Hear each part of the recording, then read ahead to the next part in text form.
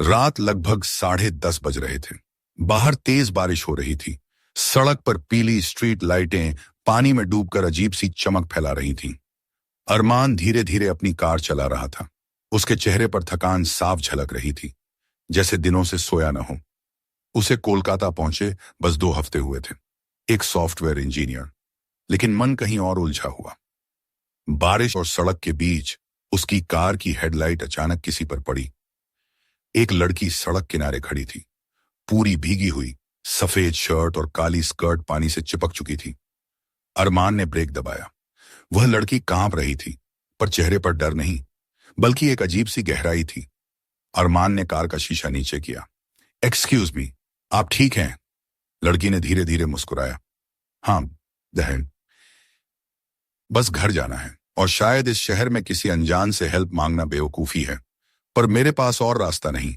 उसकी आवाज में हल्की मिठास थी, पर कहीं गहरा दर्द भी। अरमान कुछ पल देखता रहा, फिर बोला, मैं आपको छोड़ देता हूं। लड़की बिना झिझक कार में बैठ गई। उसके बालों से पानी की बूंदें सीट पर गिर रही थीं। कार में एक हल्की सी जैस्मिन परफ्यूम की खुशबू फैल गई। ड्राइव शुरू होती है। कुछ देर खामोशी रही। फिर लड़की ने पूछा, आप इस शहर में नए हो? हाँ, अरमान बोला, स्टीयरिंग पर ध्यान रखते हुए। लड़की मुस्कुराई। नया शहर हमेशा ज्यादा डराता है, और कभी कभी बहुत कुछ दे भी देता है। अरमान हौले से हंस पड़ा। और आप इस बारिश में अकेली यहां? लड़की ने उसकी ओर देखा, थोड़ी देर चुप रही, फिर धीमे से बोली, कभी कभी इंसान भागता है, पर पता नहीं होता किससे। उसकी आंखों में एक रहस्य था। कुछ मिनट बाद लड़की ने खुद ही कहा, वैसे मेरा नाम आर्या है। अरमान हल्के से मुस्कुराया। सुंदर नाम है अरमान। आर्या ने कार की खिड़की की ओर देखते हुए कहा, अच्छा है, हर कहानी को एक नाम मिल ही जाना चाहिए। केबिन में मौन और नजदीकियां। बारिश और ठंड बढ़ गई थी। आर्या के हाथ कांप रहे थे। अरमान ने कार में रखा हुआ ब्लेजर उसकी ओर बढ़ाया। पहन लो, नहीं तो ठंड लग जाएगी। आर्या ने धीरे से ली। उसके उंगलियां अरमान की उंगलियों को हल्के से छू गईं। दोनों के बीच एक पल ठहर गया। कोई शब्द नहीं, लेकिन एहसास भारी। आर्या ने ब्लेजर पहनते हुए कहा, स्ट्रेंजर्स के बीच इतनी केयर अनयूजुअल है। अरमान ने मुस्कुराकर कहा, कभी कभी अजनबी अपने से ज्यादा करीब लग जाते हैं। आर्या की आंखें फिर उससे मिली, और इस बार वो नजरें कुछ ज्यादा गहरी थीं। घर या कुछ और? कार एक पुराने कॉलोनी के सामने रुकी, पर वहां एक अजीब सी बात थी। पूरी सड़क सुनसान थी, और आखिरी मकान के दरवाजे पर पुलिस टेप लगी थी। अरमान चौंका। यह आपका घर है? आर्या ने बिना एक्सप्रेशन बदले कहा, हाँ, लेकिन अब वहां कोई नहीं रहता। अरमान धीरे से बोला, तो आप कहां? आर्या ने उसकी तरफ झुककर फुसफुसाया, क्या तुम मेरी एक रात मेरे साथ बिताओगे? उसकी आवाज धीमी, गर्म और कहीं ना कहीं डरावनी भी। अरमान का दिल धड़कने लगा। उसने महसूस किया आर्या की उंगलियां धीरे से उसकी कलाई पर रखी हुई थीं। मैं किसी को सर्च नहीं कर रही अरमान, वह बोली। कभी कभी मैं चाहती हूं कोई मुझे ढूंढे। तभी अचानक कार की खिड़की पर ठक ठक हुई। अरमान और आर्या दोनों चौंक कर उधर देखे। एक पुलिस वाला टॉर्च पकड़े खड़ा था। इस इलाके में रुकना मना है। यहां पिछले महीने एक लड़की की लाश मिली थी। आर्या चुपचाप पुलिस वाले को घूर रही थी, पर पुलिस वाला उसकी तरफ देख भी नहीं रहा था, जैसे वह उसे देख ही नहीं सकता। पुलिस वाला केवल अरमान से बोला, सावधान रहिएगा, और बिना आर्या की ओर देखे वापस चला गया। अरमान ने घबराकर कहा, उसने तुम्हें देखा ही नहीं? आर्या ने सिर्फ मुस्कुराकर कहा, कुछ लोग मुझे देख ही नहीं पाते।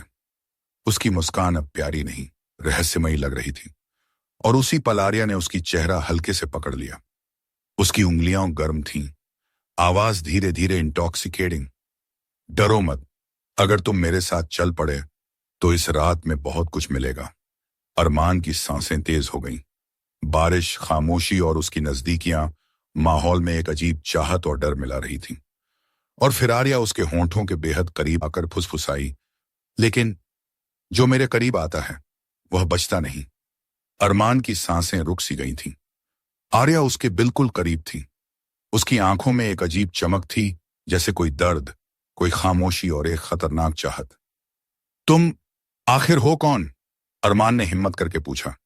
आर्या ने उसकी गर्दन से अपनी उंगलियां हटाईं और कार का दरवाजा खोल दिया। अगर सच जानना है तो चलो। बरसात अब और तेज हो चुकी थी। अरमान का दिमाग कह रहा था कार से मत उतरो, जाओ यहां से।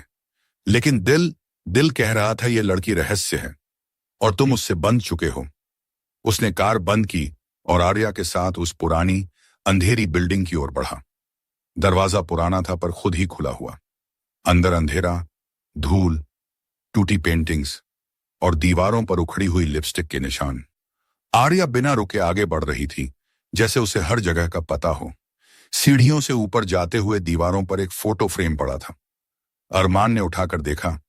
तस्वीर में आर्या मुस्कुरा रही थी, लेकिन उसके साथ एक लड़का था बिल्कुल उसी जैसा। असल में वही अरमान। उसका पूरा शरीर जम गया। ये तस्वीर? आर्या पीछे मुड़ी। उसकी आंखें अब इंसानी नहीं, गहरी, धुंधली और ठंडी थीं। तुम मुझे पहले भी मिल चुके हो, बस तुम भूल गए। अरमान का दिमाग घूमने लगा। उसकी सांसें भारी होने लगी। एक झलक, फिर दूसरी। वह इसी शहर में पहले रह चुका था। इस लड़की से मिला था, प्यार हुआ था। और एक रात जब वह नशे में था, कार ने किसी को टक्कर मारी थी। बारिश, चीख, खून और एक सफेद कपड़े में लड़की जो सड़क पर पड़ी रही, वहीं मर गई। यह वही लड़की थी आर्या। अरमान पीछे हटते हुए बमुश्किल बोल पाया, नहीं, यह सच नहीं। आर्या उसके करीब आई। उसने उसके गाल को हल्के से छुआ, उसी अंदाज में जैसे प्रेमी करते हैं। तुम मुझसे भागे थे अरमान, पर मैं तुमसे प्यार करती थी। वह उसके और करीब आ गई। उसकी सांसें गर्म थीं, लेकिन उसके शरीर से ठंड निकल रही थी। आर्या ने उसका चेहरा पकड़ लिया, उसके होंठों पर अपने होंठ रख दिए। एक धीमा, गहरा, जुनूनी चुंबन। लेकिन इस चुंबन में प्यार नहीं, किसी भूखे आत्मा की छाया थी। अरमान ने खुद को छुड़ाने की कोशिश की, पर वह जैसे जड़ हो गया हो। आर्या की आवाज अब कानों में गूंजी। तुम्हें याद है, तुम वादा किए थे कि कभी मेरा साथ नहीं छोड़ोगे। उसकी उंगलियां उसकी गर्दन पर कसने लगीं। धड़ाम, एक बड़ा फोटोग्राफ फ्रेम ऊपर से गिरा। आर्या पलटी। यह मौका पाकर अरमान सीढ़ियों की ओर भागा।